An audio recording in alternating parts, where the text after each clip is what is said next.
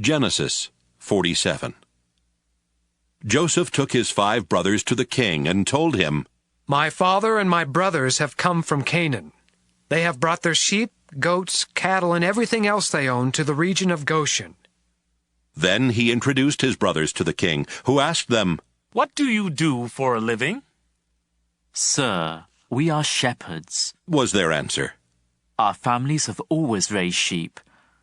But in our country, all the pastures are dried up, and our sheep have no grass to eat. So we, your servants, have come here. Please, let us live in the region of Goshen." The king said to Joseph, "It's good that your father and brothers have arrived. I will let them live anywhere they choose in the land of Egypt, but I suggest that they settle in Goshen, the best part of our land. I would also like for your finest shepherds to watch after my own sheep and goats."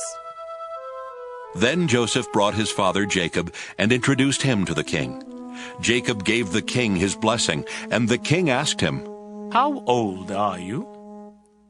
Jacob answered, "I have lived only 130 years, and I have had to move from place to place. My parents and my grandparents also had to move from place to place, but they lived much longer, and their life was not as hard as mine." Then Jacob gave the king his blessing once again and left. Joseph obeyed the king's orders and gave his father and brothers some of the best land in Egypt near the city of Ramesses. Joseph also provided food for their families. The famine was bad everywhere in Egypt and Canaan, and the people were suffering terribly. So Joseph sold them the grain that had been stored up, and he put the money in the king's treasury. But when everyone had run out of money, the Egyptians came to Joseph and demanded, "Give us more grain! If you don't, we'll soon be dead, because our money's all gone!" "If you don't have any money," Joseph answered, "give me your animals, and I'll let you have some grain." From then on, they brought him their horses and donkeys and their sheep and goats in exchange for grain. Within a year, Joseph had collected every animal in Egypt. Then the people came to him and said, "Sir, there's no way we can hide the truth from you.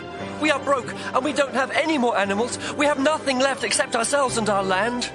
"Don't let us starve and our land be ruined. If you'll give us grain to eat and seed to plant, we'll sell ourselves and our land to the king. We'll become his slaves." The famine became so severe that Joseph finally bought every piece of land in Egypt for the king and made everyone the king's slaves except the priests. The king gave the priests a regular food allowance, so they did not have to sell their land. Then Joseph said to the people, "You and your land now belong to the king. I am giving you seed to plant, but 1/5 of your crops must go to the king. You can keep the rest as seed or as food for your families." "Sir, you have saved our lives," they answered. "We are glad to be slaves of the king."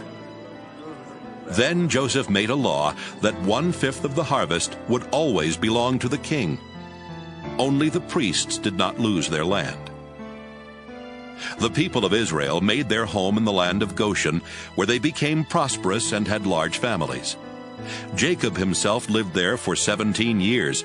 Before dying at the end, he called in Joseph and said, "If you really love me, you must make a solemn promise not to bury me in Egypt.